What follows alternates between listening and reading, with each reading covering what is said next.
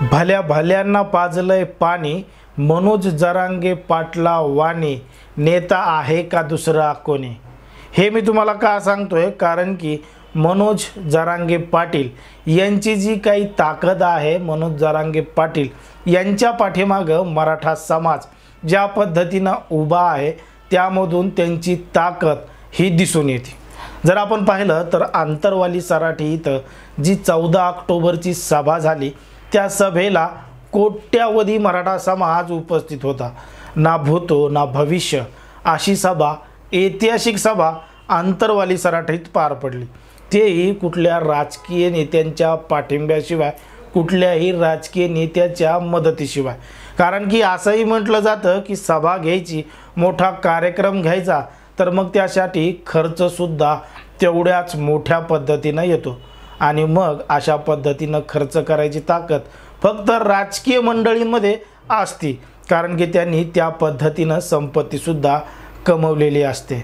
मग ही जी मनोज जरांगे पाटील यांची अशी विराट सभा झाली, ऐतिहासिक सभा झाली, ते सगळं मराठा बांधवांनी, मराठा समाजातल्या लोकांनी एकत्रित येऊन केली आहे। म्हणजे जे काही गोदाकाठचा पट्टा आहे, त्या पट्ट्यातले जेवढे काही गावं आहेत, त्या सगळ्या गावातल्या लोकांनी मिळून मिसळून महाराष्ट्रातल्या विविध भागातल्या लोकांनी ही सगळी तयारी केली होती। स्वतः तिथे जाऊन काम केलं होतं, श्रमदान केलं होतं आणि एक खारीचा वाटा म्हणून मनोज जरांगे पाटील यांना पाठिंबा म्हणून अशा पद्धतीची सभेमध्ये आपला सहभाग नोंदवला आणि एक जनसमुदायामधून उभारलेली ही एक ऐतिहासिक आणि विराट सभा होती। म्हणजे मनोज जरांगे पाटील हे आता मराठा समाजाचे नेते झालेत का?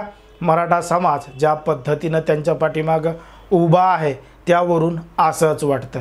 जर आपण पाहिलं तर आता पुण्यामध्ये सुद्धा राजगुरुनगरमध्ये मनोज जरांगे पाटील यांची दुसरी ऐतिहासिक आणि मोठी सभा होणार आहे, कारण की त्या ठिकाणी सुद्धा 100 एकरापेक्षा जास्त जागा ही रिकामी करण्यात आली आहे आणि त्या जागेवर सभेची जय्यत तयारीसुद्धा सुरू आहे। 20 तारखेला त्या ठिकाणी सभा होणार आहे आणि आता हा सभाचा धडाका अशाच पद्धतीनं चालू असणार आहे, असं सुद्धा मनोज जरांगे पाटील यांनी सांगितलं। कारण की सरकारने लवकरात लवकर निर्णय घ्यावा आणि मराठ्यांना आरक्षण द्यावं, मराठ्यांना कुणबी असल्याचं जात प्रमाणपत्र द्यावं, अशीच मागणी मनोज जरांगे पाटील यांची आहे। पण जर सरकारने निर्णय घेतला नाही तर मग मराठा समाज मनोज जरांगे पाटील यांच्या पाठीमागं ठामपणे उभा राहील का? आणि हो, मराठा समाज मनोज जरांगे पाटील यांना मुख्यमंत्री करेल का? असं सुद्धा आपल्याला या ठिकाणी म्हणावं लागतं। कारण की या अगोदरचा जर आपण इतिहास पाहिला तर एक सर्वसामान्य माणूससुद्धा मुख्यमंत्री होऊ शकतं असं सुद्धा आपल्याला वाटू लागतं।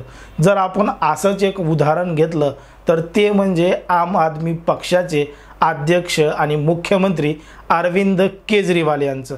जेव्हा 2013 मध्ये दिल्लीमध्ये एक जन आंदोलन उभारलं होतं अण्णा हजारे यांच्या मार्गदर्शनाखाली, तेव्हा अण्णा हजारे यांच्यासोबत सुद्धा अरविंद केजरीवाल हे ठामपणे उभे होते आणि त्यांच्या सोबतच होते आणि सगळं काही जे नियोजन होतं ते अरविंद केजरीवाल यांच्या सोबतच किंवा त्यांच्या समवेतच झालेलं होतं आणि तिथूनच एक चेहरा अरविंद केजरीवाल यांच्या स्वरूपाने दिल्लीला मिळाला आणि पहिल्याच झटक्यामध्ये अरविंद केजरीवाल हे दिल्लीचे मुख्यमंत्री झाले, कारण की एक मोठी ताकद त्यांच्या पाठीमागं दिल्लीमध्ये उभा राहिली होती।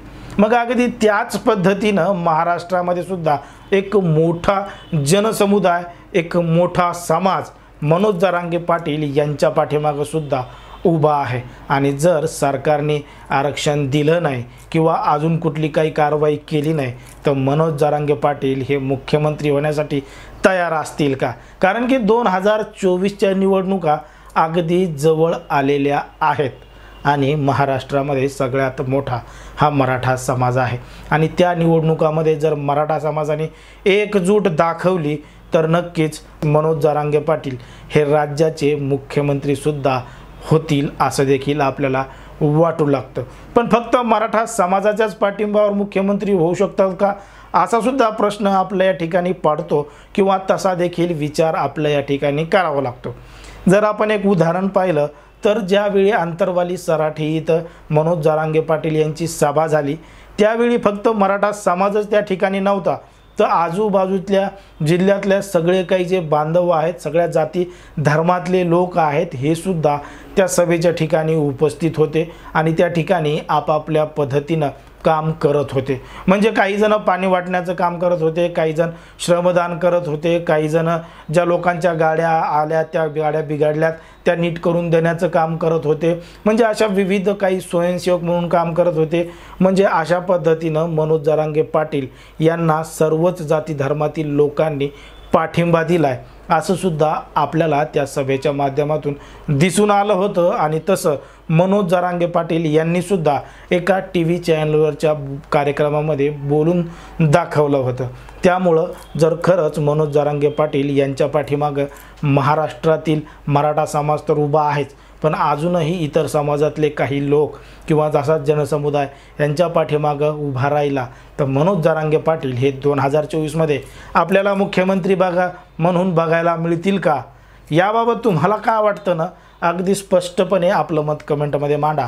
आणि अशाच पद्धतीचे नवनवीन व्हिडिओ पाहण्यासाठी आपल्या चॅनलला लगेच सबस्क्राईब करून घ्या. धन्यवाद.